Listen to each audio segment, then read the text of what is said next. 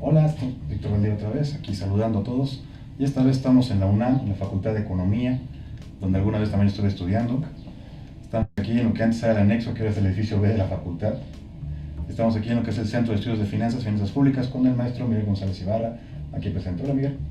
Hola, Víctor, ¿cómo estás? Bienvenido otra vez, ahora ya en la calidad de alumno, Sí, sino ahora como productor de programas de televisión. Felicidades. Gracias.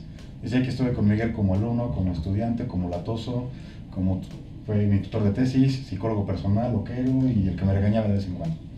Y todavía. Pero bueno, aquí estamos platicando de economía. Bueno, Miguel, para la gente que no te conoce, para los que no ubican, ¿eres licenciado en Economía por la UNAM? Sí, así es. ¿Y la maestría por dónde? Yo estudié una maestría en finanzas en la Universidad Autónoma de Barcelona, pero también hice estudios de posgrado en Economía Internacional en Francia. ¿En la Sorbona? Sí, en una de las escuelas de la Sorbona. Ah, ok. ¿Y qué tal fue estudiar Economía en Francia? Pues digo, es muy interesante desde dos puntos de vista. ¿Qué es lo que yo busqué? Uno, tú puedes estudiar en donde quieras y si estudias, pues sales bien. Pero la otra era el tener una vivencia de una cultura diferente, en donde además no conoces a nadie. Entonces llegas a un lugar en donde no conoces y entonces tienes una vivencia que es muy interesante. En una cultura con otro idioma y en una ciudad en donde no la conoces. Eso te da una mejor formación que solamente ir a adquirir conocimientos sobre la materia en donde estás, sino también adquieres conocimientos sobre nuevas formas de vida, nuevas formas de pensar y adicionalmente, fíjate, aprendes a apreciar mejor tu propio país, porque ves las diferencias, claro, cosas mejores que hay en el extranjero, pero también aprecias muchas cosas que tiene el país y que no hay en el extranjero. Ya. ¿En qué época estuviste en París? Estuve en los años de 1974 y 1975. ¿Divertido? Pues te digo, eres una cultura en donde aprendes además a apreciar también la buena vida. Ok, digámoslo así. Ok. A nivel profesional, también te toca una etapa muy interesante, toda la crisis de la deuda, ¿sí o no? ¿Cómo fue? Sí, me correspondió ser parte del equipo de una de las etapas de negociación, la etapa de negociación, la penúltima etapa de negociación de la deuda. De manera particular me encargué de lo que era la deuda con organismos oficiales, digamos, las organizaciones tipo Exim Bank de los distintos países. Y al mismo tiempo para tratar de encontrar un paquete para apoyar a la economía, para tratar de apoyar a la economía mexicana. Eso fue pues hacia finales de los años 80, principios de los 90. Lo que sería el Club de París, te tocó con ellos. Exactamente, el Club de París es un organismo o es una organización, podría decir, mejor dicho, en donde se encuentran representados los distintos organismos oficiales de financiamiento, básicamente para el comercio exterior, pero también para otros financiamientos. Surgió como Club de París porque el primer problema que se dio de esta naturaleza fue con Argelia, que era parte de Francia, era un departamento de Francia. Sí.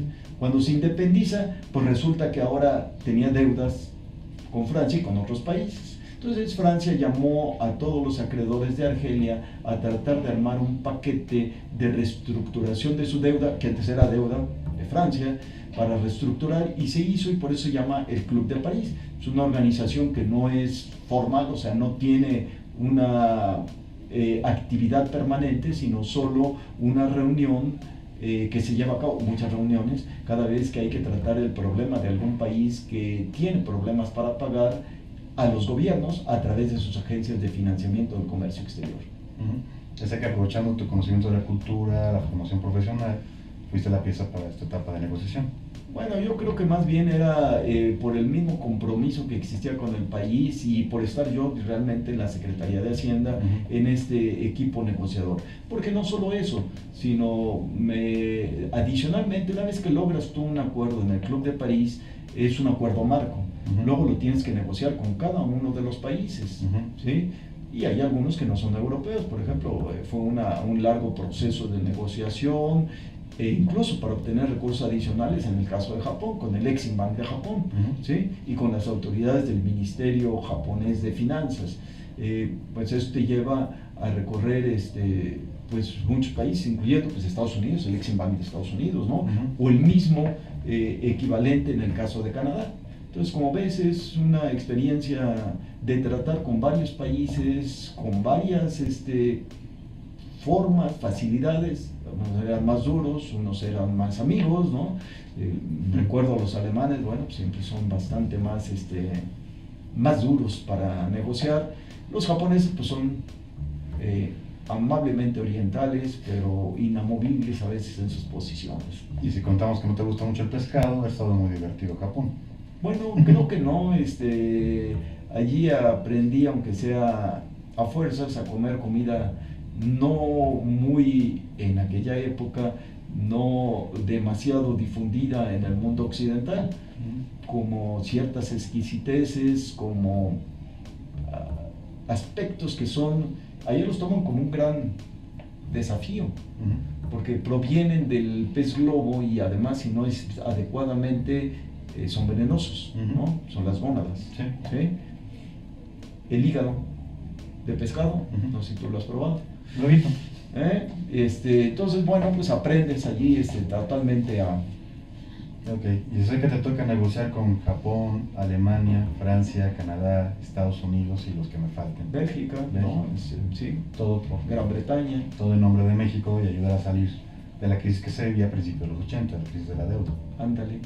Sí. Es interesante ir a decirles, te debo, no te voy a pagar, pero préstame más. Ese era el trabajo. Pero es que no solo nada, es que esa es la pregunta, ¿cómo le haces? O sea, porque realmente sale el discurso, ya lo acabas de resumir. Debo, no niego, pago, no tengo, necesito más. Así es. ¿Cómo lo haces? ¿Cómo se negocia eso? Bueno, pues tienes que utilizar una serie de argumentos. Además, hay un principio que aprendes de la negociación. Una negociación en que una de las partes queda totalmente satisfecha es una mala negociación. Es decir, en una negociación tienen que ceder las dos partes, de tal manera que los dos quedan relativamente insatisfechos porque no obtienen todo lo que quieren, ¿no? Los dos quedan relativamente insatisfechos, eso suena interesante. Pero lo haces bastante bien, recibes no quiero usar una palabra incorrecta, reconocimiento por parte del gobierno francés, el miembro de la Legión de Honor, el gobierno francés. Sí, así fue. O sea, yo creo que alguien quedó muy satisfecho porque ese reconocimiento no lo tiene cualquiera. En México son pocos. Y aparte es economista reconocido por esto, ¿o me equivoco? Bueno, pues sí, tuve esa suerte de que me dieran esa distinción durante el gobierno de Mitterrand, que además fue un gobierno socialista. Sí, no cualquiera. Y si recibir ese reconocimiento, yo creo que no quedaron tan insatisfechos las partes y México soluciona el problema. Bueno, en realidad no es porque les hayas resuelto a ellos, sino realmente porque logras resolver un problema de carácter internacional, ¿no? Es decir, no es que tú le hayas resuelto, sino realmente resolviste un problema que hubiera significado o una situación que hubiera resultado un problema muy grande a nivel internacional. Entonces, bueno, contribuiste a que eso no llegara a otro tipo de consecuencias, como en algunos otros casos ya más recientes se han presentado. Sí, eso es bastante fuerte. Ok, ahora, ya hablando un poco más de presente, más hacia acá. En el Centro de Estudio de Finanzas Públicas, tú eres experto en finanzas públicas, toda esa cuestión financieras y demás. ¿Qué situación tenemos en México? Primero llegamos a tener un dólar a 20 pesos, ahorita lleva 17, Banco de México anunció una serie de modificaciones. ¿Tú cómo las ves? ¿Qué opinas? Bueno, es un problema bastante complejo que no se gestó de un día para otro, ¿sí? Desde mi punto de vista, existió desde la última década del siglo pasado una generación muy grande de liquidez. Sí, había una gran cantidad de dinero a nivel internacional. ¿Creado por qué? Bueno, pues por distintas denominaciones de monedas. Ahí hay que ver que no todo es exactamente en billetes, sino que ahora, bueno, se hace a través de dinero electrónico. Pero hay una gran cantidad de dinero con esas características a nivel mundial. ¿Por qué eso no representó a finales del siglo XX un problema? Bueno, pues porque creció, y además ese fue el motivo del crecimiento de la liquidez, creció mucho y mucho más que la propia producción mundial, creció el comercio mundial. Es decir, la gente producía para vender fuera, no en su propio país. Para eso se requería liquidez mundial. Creció, pero continuó creciendo de más. Cuando ya no había en qué comprar, pues comenzaron a surgir una serie de productos financieros, con lo cual se evitaba que la liquidez excesiva generara inflación, porque entonces lo que se compraban eran productos financieros. ¿Qué productos financieros? Bueno, pues ahí a alguien se le ocurrió hacer nuevos productos financieros, los productos derivados, muy atractivos, hechos estructurados para ser atractivos. Toda la liquidez se comenzó a ir a tratar de comprar y eran muy atractivos hasta que se descubrieron que no eran tan sólidos y se viene la crisis del 2007. Hay una destrucción de riqueza, o sea, alguien que tenía algo que valía, ahora no vale, vale menos, lo que nos lleva a este proceso de recesión que vivieron los países más desarrollados, la afectación incluso que llegó a tener México, de caída, la caída más importante que ha tenido en esta época después de la Segunda Guerra, la caída más importante de la economía y también de la economía de México.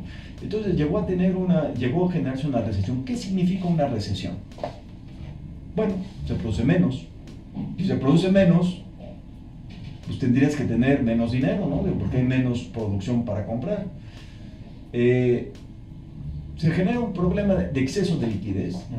Paradójicamente, el exceso de liquidez derivado de toda la crisis de confianza que se genera entre las propias instituciones financieras, se genera un problema de iliquidez. Parece trabalenguas, ¿no? Sí. ¿Sí? No, lo bueno exceso de liquidez y luego falta de liquidez, ¿no? El problema es que yo sí te entiendo, pero no sé si los que también lo entienden. Bueno, lo que quiero decirte es que había mucho dinero, pero luego estaba invertido en una serie de valores y ya realmente, cuando se estalla la crisis, nadie quería comprar. Los bancos tenían activos, pero no podían hacerlos líquidos, o sea, no podían tenerlos para poder darles dinero a sus depositantes. Entonces intervienen todos los bancos centrales de manera coordinada de Estados Unidos, de Europa, de Japón, de Canadá, para inyectar liquidez, es decir, meter más dinero a la circulación. Se resuelve el problema de una posible quiebra o de un posible efecto muy grave en el sistema financiero mundial, pero sigue habiendo mucho dinero. Si los países no salen y comienzan a producir más, comienza China, que le dio un gran empuje, pero a medida que también China actualmente se ha desacelerado, pues nuevamente se marca que hay más dinero del que se necesita, incluso para opciones de invertir. Entonces, ¿qué es lo que hacen? Bueno, lo que hacen es estar buscando lo que se llama flight to quality, es decir, inversiones en mercados que puedan representarles una mayor seguridad. México está unido a Estados Unidos. México tiene también, no toda la economía, pero sí en el sector público, las finanzas públicas, muy dependientes del petróleo.